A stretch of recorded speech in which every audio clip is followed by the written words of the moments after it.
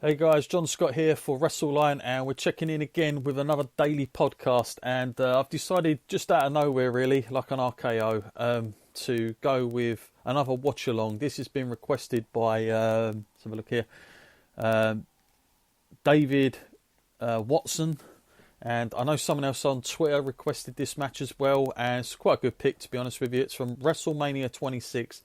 The man himself, Dave Batista, the then WWE champion, up against the challenger John Cena. WrestleMania 26, this 2010, so a whole decade ago this match now. Makes me feel old. And what I'll probably try and do now is probably try and find like a WrestleMania 2000 from WrestleMania 16 match, just so that I've kind of hit base with each decade, I suppose. We did do 1990, Warrior and Hogan, so this is and this will fit nicely. So guys, like I always say, just boot up your WWE Network, find WrestleMania 26, and you want to find the time of 2 hours 40 minutes and 6 seconds. That's 2 hours 40 minutes and 6 seconds. Hit the pause button on the podcast while you do that, and then on the count of one we are gonna play. So 3, 2, 1. And here we go. We've got a nice image of Batista and John Cena on the promo for this one. Now, I do have good memories of the road of this. This is actually the last road to WrestleMania I actually enjoyed, from Royal Rumble to WrestleMania, like in that time scale. This is the last one I actually really enjoyed, which was 10 years ago. So about says it all, really, doesn't it, about how I've been doing in that time. But yeah, I really enjoyed this. Now, you're obviously, while we're watching this promo, which is this is actually very well done. Actually, I actually enjoyed the way they did this. But I'll just give you guys a little bit of a recap of what else was going on this show, because it was quite a decent card. You had the whole Bret Hart, Vince McMahon storyline going into this, and these two kind of interlinked in that a little bit, especially with John Cena with Bret. We also, of course, we had Chris Jericho up against Edge the same night. We had John Cena, obviously, against Batista that we're watching now. We had The Undertaker and Shawn Michaels match, which, of course, went on last. It was the the streak versus the career match. I'm sure everybody remembers. So yeah, it was quite a decent card, to be honest with you. You had Triple H and Sheamus, which I remember being pretty decent. Mysterio and CM Punk. Randy Orton, defeating. I think he went up against he done like a triple threat like type thing with Cody Rhodes and Ted DiBiase that night. So yeah, it was quite a decent event. I remember quite enjoying this. Now, this storyline that we get here was really, really well done, because basically since WrestleMania 21, these two, they both sort of were crowned on the same night, and basically the storyline they done for this was really well done. It was like, it made perfect sense. It was so natural to go this route. Have Batista as the heel, because, he wasn't really... Like, they tried to push Batista like he did with Cena, but to be quite honest with you, he was never going to be John Cena. And they did this big turn where he turned on Rey Mysterio, like, I think it would have been the October before this WrestleMania. So this was really nicely planned. This probably would have been worked backwards when they wrote for this match, and they executed everything in perfect timing. So by the time Batista's here, he's the WWE champion, he's a full-blown heel, and there's kind of this whole jealousy on John Cena, the fact that, they've both started at the same time, they both won their belts at the same time, yet John Cena's been given everything. He's got magazine. The way Batista said the lines was fantastic. He's got magazine covers, commercials, movies. It was just so bitter. But Batista is, for me, I prefer him as a heel. I just think he's better, and he comes out of his shell a little bit more. And yeah, this was this had to happen, this match. Like, at some point, you knew these two had to get it on. It was just going to be a case of when, really. And WrestleMania 26 was kind of like a perfect sort of opportunity, I feel. I think Batista, not long after, pretty much went anyway, and he was going to have a stab at movies and MMA and God knows what else he tried to do before that awful return that we won't talk about. So here we are. This is again another huge stadium arena.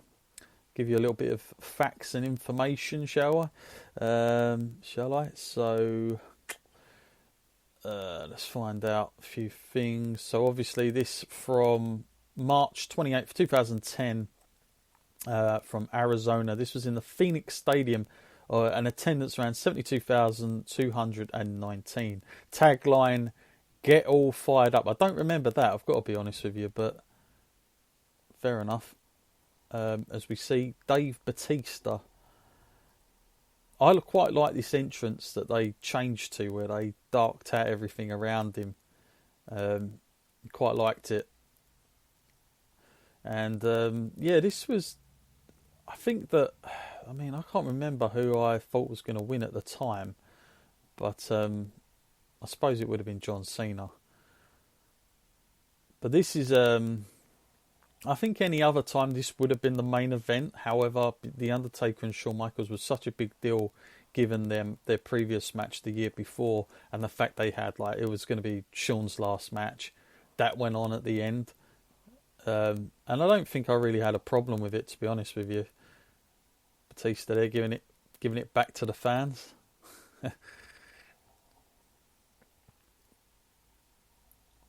Fascinating as well that Batista is pretty much wearing the iconic John Cena title, but of course everybody did for a time then, because that belt just became its own thing, really.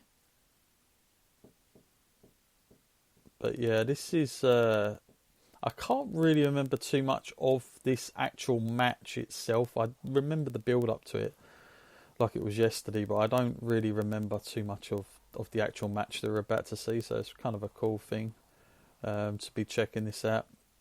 Now, while I've got you guys, hopefully you're listening to me, for the next few days, I've got interviews coming up, so they're going to be thrown in there in the coming days. And then, obviously, everybody's been asking what WrestleLine can do over WrestleMania weekend, and I've reached out to other fellow podcasters and other people doing stuff, and I've been in their ear holes just to see and gauge what they're doing. And to be honest with you, everybody's asking me to do a live feed through WrestleMania, which I'm kind of all for doing, but I've got to just really plan it out properly of if I'm going to do it via video or a podcast, basically.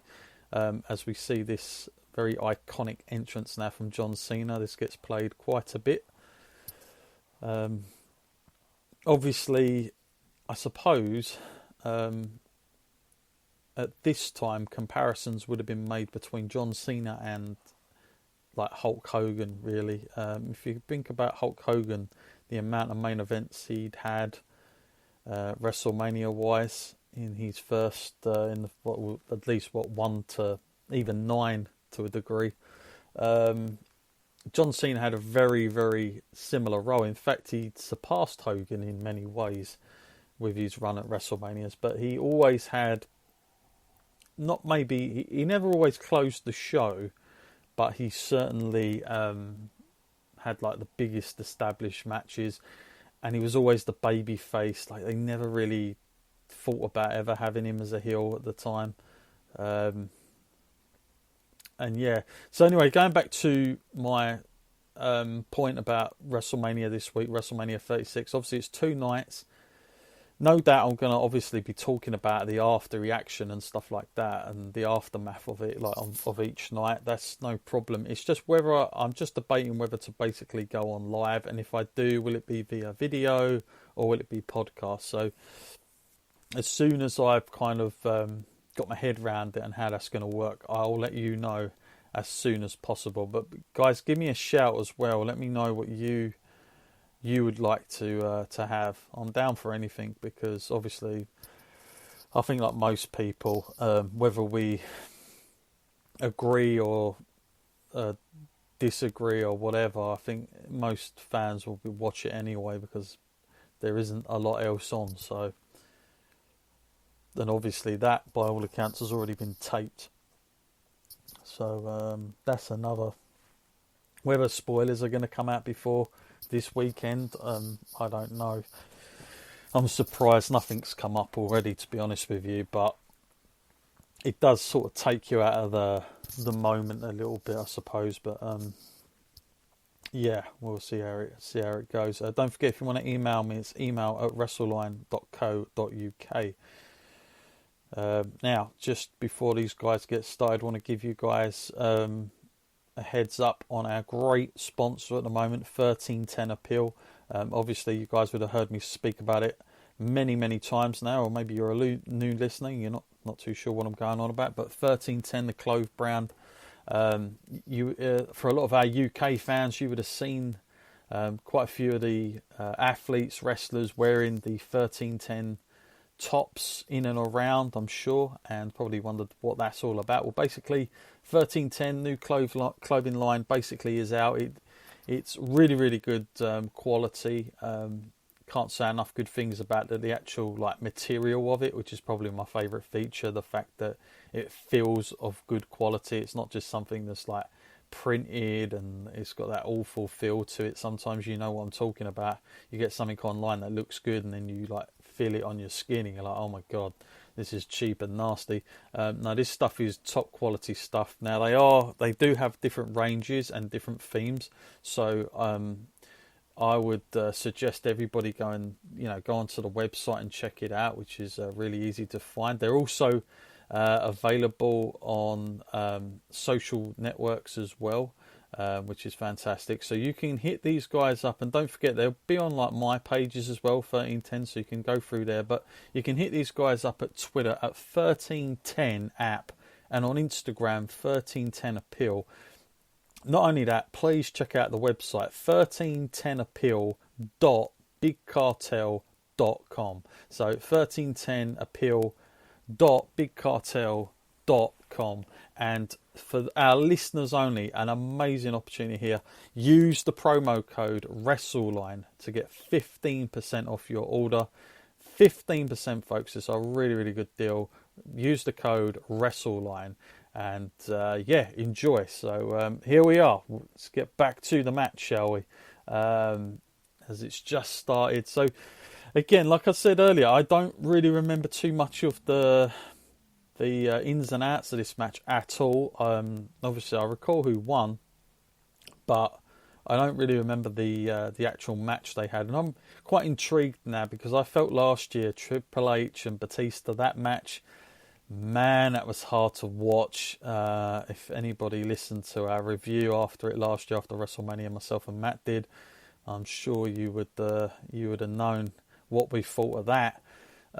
So it's interesting to see what, here probably a time where Batista is pretty much in his prime, and both these guys had built 4 years at this point? No, probably 5 years actually, to this point, to get to this match. So really well done storyline here. And it's amazing really to think these two hadn't really, I think I'm right in saying, I could be wrong, and if I am, I know you guys are going to let me know, but I think I'm right in saying that these two had not touched in at least the pay-per-view setting at all. On a one-on-one match. Like, this had never happened. They were always on, like, one of them was always on Raw and one of them was on SmackDown. It was kind of like that for a long time. So, to finally get this felt quite fresh to me at the time. And I'm not sure really if it was one of those, like, I suppose name power-wise, you could have said, well, would this have made like a second or third match, a bit like Rock and Austin, or Cena and Rock, and that type of thing. But to be honest with you, I think once this was done, I think they did like they might have done a last man standing or something like that after, but I don't remember it being something that would have driven up another WrestleMania.